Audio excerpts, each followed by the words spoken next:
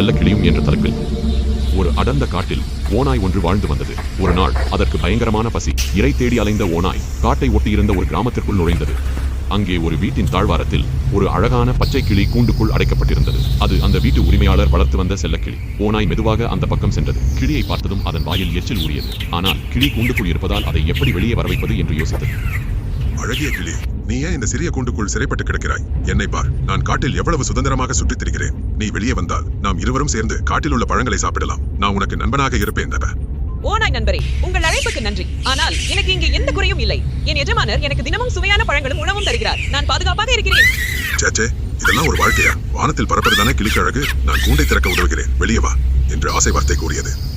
டேய் மணி, அந்த வேட்டை நாயை அவிழ்த்து விடு, யாரோ திருடன் வந்திருக்கான் என்று சத்தமாக கத்தியது.